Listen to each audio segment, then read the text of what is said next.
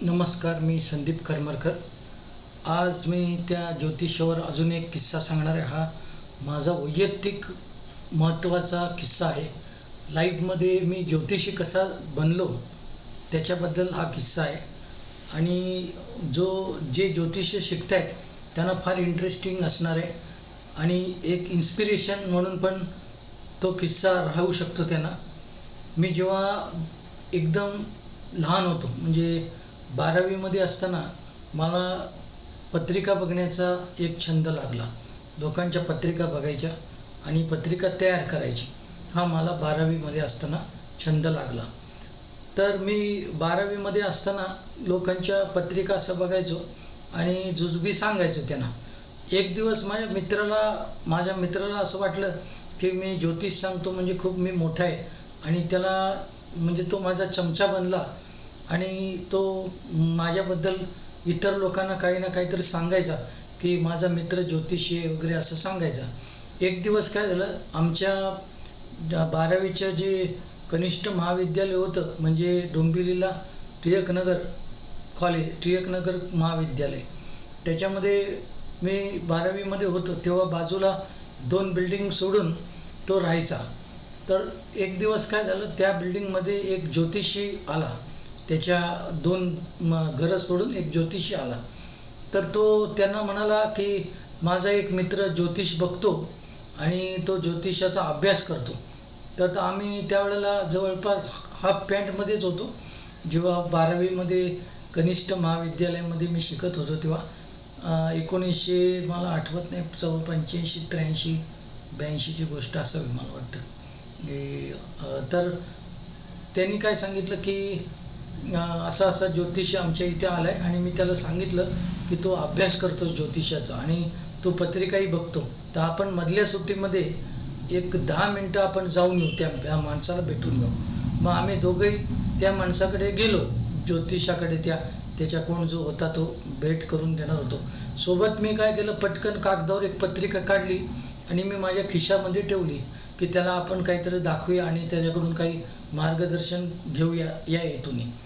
जसं मी त्याच्या घरी गेलो तसं मी त्यांना माझ्या खिशातून पत्रिका जी काढली आणि त्यांना दाखवली. त्यांना मी म्हटलं की सर, माझी ही पत्रिका बघा मी आणि मला मार्गदर्शन करा. ते हसले आणि तो व्यक्ती त्यावेळेस 40 42 किंवा 45 वर्षाचा असावा. तो म्हणला की अरे, तू एवढा लहान आणि तू अभ्यास करतो, कसा काय करतोस? कुतूहलाने सगळ्या गोष्टी विचारल्या माने. कुठल्या पद्धतीने तू आणि कुठे शिकलास, तुझे वडील होते का पहिले करत वगैरे, अशा गोष्टी त्यांनी विचारल्या. मी म्हटलं नाही, हे मला छंद एक लागलेला आहे आणि एक हॉबी म्हणून मी आता सध्या मला आहे. तर तुम्ही मला सांगा की मी हे पुढे कंटिन्यू करू का, मी ज्योतिषी होऊ शकतो का, याबद्दल तुम्ही सांगा. तो म्हणला बघू, तुझं ज्ञान आपण बघूया एकदा काय ते, मग त्याप्रमाणे मी तुला मार्गदर्शन करेन. म्हणून त्यांनी त्याची पत्रिका माझ्यासमोर ठेवली. त्यावेळेला असं असेल की काही तारे इतके चमकणारे असतील माझे, मला माहीत नाही, पण तुम्ही असं धरून चाला की सगळ्यात फार मोठं माझं लक आत्तापर्यंतच्या काळामध्ये असेल की जे भविष्यवाणी करतात त्याच्यामध्ये एक्सपर्ट मी असेल असं वाटतं मला.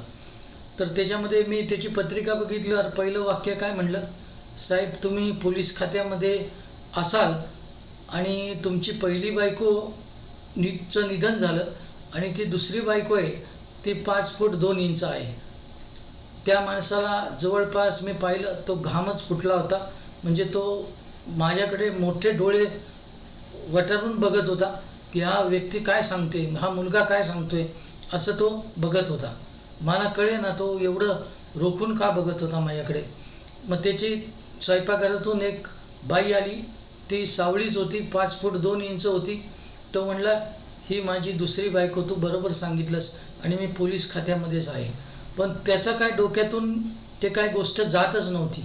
मग मी म्हटलं आता मधली सुट्टी माझी बरं झाली, मी शाळेत जातो आता, म्हणजे कॉलेजमध्ये जातो, ज्युनियर कॉलेज होतं त्याच्यामध्ये मी जातो आता म्हटलं. तर तो खाली सोडायला आला मला जिन्यापर्यंत आणि मला त्यांनी काय विचारलं की अरे, तुझ्या कर्णपिशाची विद्या तुला येते का? मला ते लहान होतो, मला काहीच माहीत नाही, कल्पनाच नाही या गोष्टीची की कर्णपिशाच काय असतं, काय माहीत नाही. मी त्या बाबतीमध्ये अज्ञानी होतो. तर तो म्हणला की तुझ्या कानात काही सांगते का? म्हणलं नाही बाबा, कानावर वगैरे काही सांगत नाही. तो म्हणला तू जे सांगितलंस ते तंतोतंत कसं काय ठरलं खरं, आणि तू एवढ्या 9 ग्रहावरती आणि 12 राशींमध्ये कसं काय सांगू शकला? म्हणलं मला खरंच काही माहीत नाही, मी असं अंदाजे बोललो आणि ते खरं झालं म्हणलं. तर तो म्हणला नाही नाही नाही, मग त्यांनी काय केलं, मला परत एकदा वरती नेलं. माझी त्यांनी पत्रिका बघितली.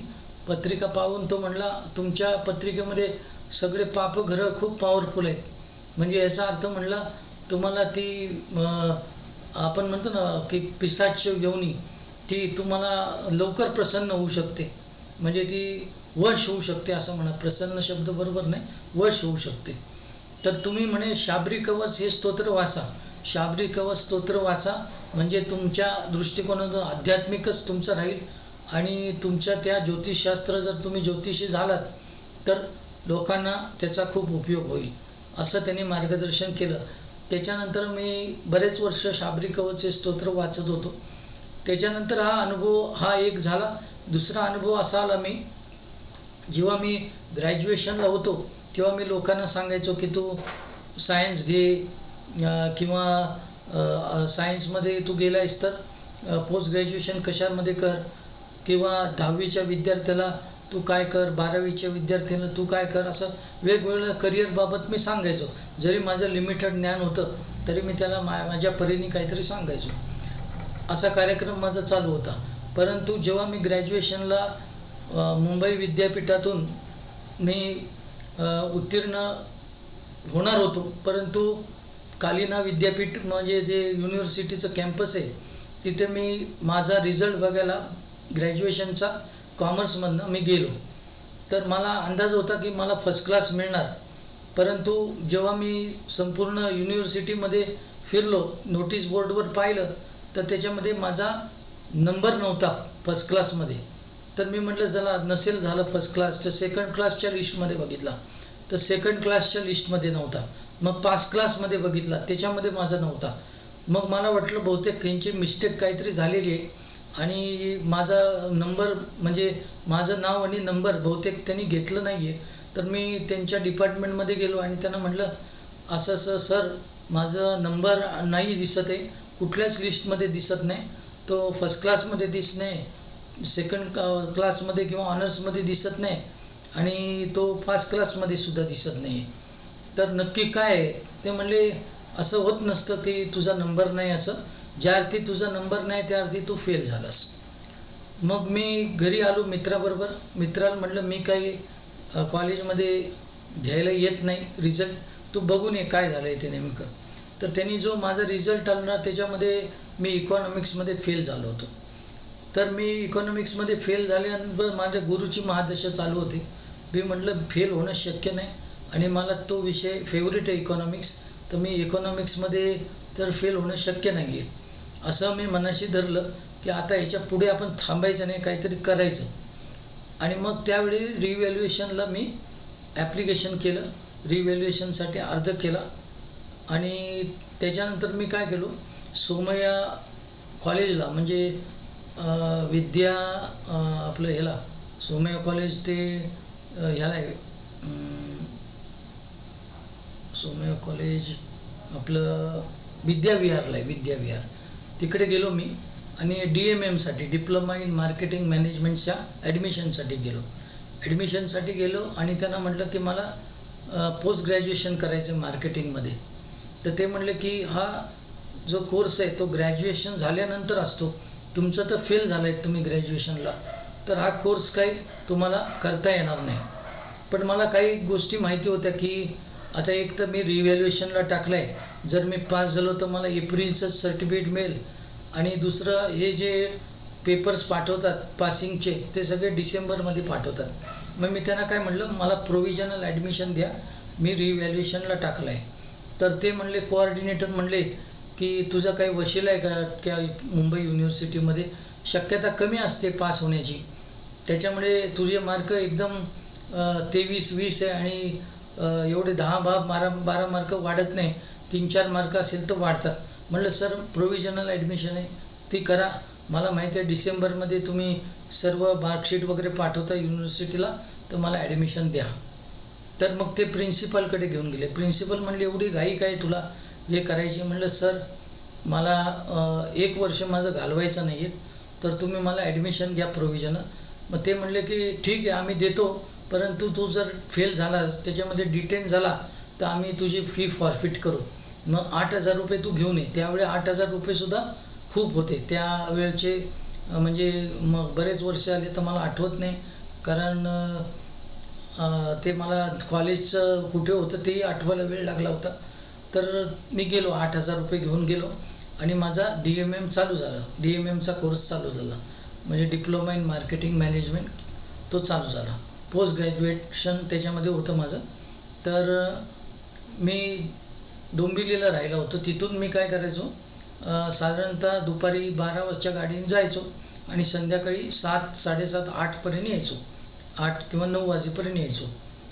तर पुढे त्यांनी मला सांगितलं 15 दिवस झाल्यानंतर की ज्या लोकांना नोकरी नाही आहे आणि बाकीचे स्पॉन्सर आहेत त्यामुळे त्यांचा काही प्रश्न आहे, पण ज्यांना नोकरी नाही त्यांना आपलं कॉलेज जे आहे ते कुठे ना कुठेतरी जॉबसाठी पाठवणार आहे. तर तुम्ही जॉब करायचा म्हणजे आपल्याला ते तुमचं जॉबचं एक्सपिरियन्स सर्टिफिकेट त्याला जोडून पुढे पाठवता येईल तुमच्या मार्कशीट बरोबर. तर मग ग्रुप केले असे की कोण कुठे पाठवायचे, काय ग्रुप केले. मला त्यांनी काय केलं, 2 मुली आणि मी असा एक ग्रुप केला आणि मला त्यावेळेस त्यांनी पाठवलं सांताक्रूजला. एअरबॉर्न कुरिअर सर्व्हिसेस म्हणून कंपनी होती, त्याच्यामध्ये जॉबसाठी पाठवलं. मग त्या 2 मुली आणि मी त्या एअरबॉर्न कुरिअर सर्व्हिसमध्ये गेलो. जसा मी तिकडे गेलो तर त्या मुलींचे दोघांचे पहिले इंटरव्ह्यू झाले. 5 वाजले होते आणि माझा इंटरव्ह्यूला त्यांनी आत जायला सांगितलं. आत गेल्या गेल्या एक बायोडाटा मी बनवला होता, तो त्या मॅनेजरच्या समोर ठेवला आणि त्यांनी बरोबर तोच वाक्य पिकअप केलं. काय तर मी लिहिलं होतं हॉबी इन ॲस्ट्रॉलॉजी. आता त्याला बराच वेळ होता, शेवटची 15-20 मिनटं जायला होती आणि त्याच्यावर त्याला काथ्याकूट करायचं असेल किंवा मी जसा कोळ्याचं जाळं असेल तसं तो अडकला. तो म्हणलं हे हॉबी इन ॲस्ट्रॉलॉजी म्हणजे काय? तर मी त्याला सांगितलं की आत्ताचा अनुभव मी त्यांना सांगितला की मी नापास असताना कसा ॲडमिशन घेतली त्याच्यामध्ये आणि मग रिव्हॅल्युएशन झाल्यानंतर मी पास झालो. पास झाल्यानंतर प्रिन्सिपलना कसं सांगितलं की बघा मी सर्व हे डेअरिंग केलं ते ॲस्ट्रॉलॉजीच्या नॉलेजवर केलं. 1 वर्ष मी अख्खं वाचवलं त्यांनी, नाहीतर मला 1 वर्ष मागे जायला असतं. तर आज त्यावेळेस 800 रुपये पगार म्हणजे भरपूर होता. तो 12×8 = 9,600 रुपये मी वर्षाचे वाचवले असं मी त्यांना सांगितलं. मग ते म्हणले की तुमची जी हे चांगली दिसते पत्रिका पाहण्याची, अभ्यास चांगला दिसतोय. तर म्हणे ठीक आहे जा, उद्या मी माझी पत्रिका घेऊन येतो. जर तू पत्रिका सांगितली तर तुझी नोकरी पक्की, असं आमच्यात ठरलं. मग त्याच्यानंतर मी दुसऱ्या दिवशी गेलो तर ते आम्हाला काम देणार होते, कुठे काय करायचं आहे सांगणार होते. म्हणून मी गेलो तर त्यांनी आम्हाला सांगितलं की इकडे जा, असं असं तुझी ड्युटी राहील. मग मी काय केलं, तिकडे जॉबला मी सकाळी 7 वाजता डोंबिवलीहून निघायचो आणि रात्री 10:30-11 वाजता ते सर्व काम संपून आणि कॉलेज करून असा डोंबिवलीला परत यायचो.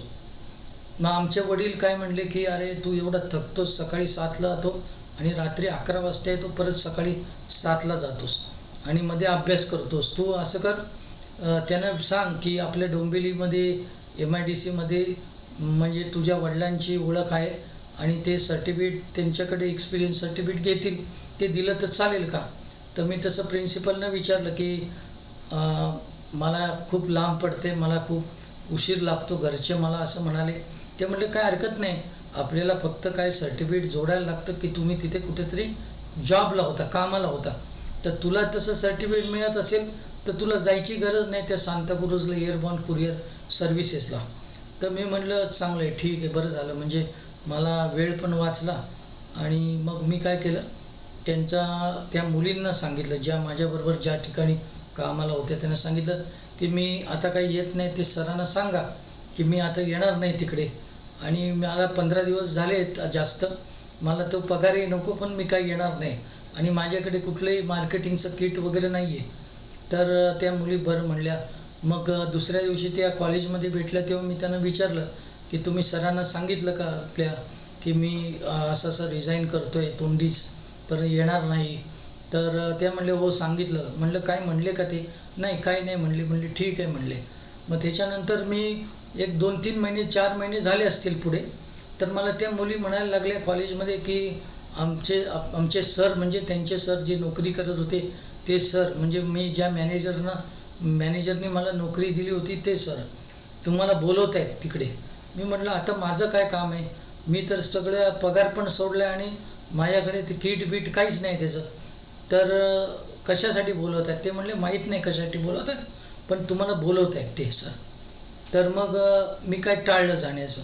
मग त्या मुली 3-4 दिवसांनी परत म्हणायला लागल्या हो सर बोलवत आहेत तुम्हाला, तुम्ही जात का नाही? म्हणलं मला काय माहीत नाही कशासाठी बोलवत आहेत. मग मी म्हणलं मी सगळी पूर्तता केली आहे, त्यामुळे मला जाण्याचं काही इच्छा नाही आहे तिथं. तर मग 3-4 दिवसांनी काय झालं, त्याच्यानंतर ते स्वतः तिकडनं माझ्या त्या सोमय्या कॉलेजला आले आणि मला म्हणले, मला शोधून काढलं वर्गातून आणि ते म्हणले की अरे बापरे म्हणले तुझं काय भविष्य सांगतो का काय सांगतो. मला आमच्या साहेबांनी याच्यामध्ये तुम्ही आपलं मी त्यांना जेव्हा ते हॉबीच्याबद्दल मी विसरलो सांगायला तुम्हाला, जेव्हा मी त्यांची पत्रिका बघितली तेव्हा मी त्यांना सांगितलं की सर तुम्ही परदेशी जाणार आहात, तर परदेशी तुम्ही लवकरच जाणार आहात. ते हसायला लागले जोरजोरात. म्हणजे आमचे साहेब कसले परदेशी सोडतात, मागे कित्येक वर्षापासून मी त्यांच्या मागे, परंतु ते काय करायला तयार नाही. आणि यावेळी मात्र ते स्वतः आले आणि मला म्हणले तुझं भविष्य खूप तंतोतंत खरं ठरलं, तू पार्टी कर, तुला काय आजचा दिवस तुझा. आणि अशा तऱ्हेने मला मोठा अनुभव आला. हा दुसरा माझा अनुभव होता की मी जे भविष्य सांगितलं होतं की तो परदेशी जाईल आणि पूर्व साईडला जाईल, त्याचं जाणं काहीतरी ऑस्ट्रेलियाला का मलेशियाला त्याला पाठवलं. म्हणजे ती व्यक्ती येऊन मला तिथे भेटून गेली. हे सर्वात मोठं माझं काम होतं. म्हणजे अशा पद्धतीने मी थोडा भविष्याकडे ओढला गेलो. बाकी पुढे किस्से मी तुम्हाला सांगेन. हा किस्सा कसा वाटला ते सांगा. बाकी तुम्ही माझे सर्व व्हिडिओ बघतात त्याबद्दल धन्यवाद. मी आभारी आहे. थँक्यू.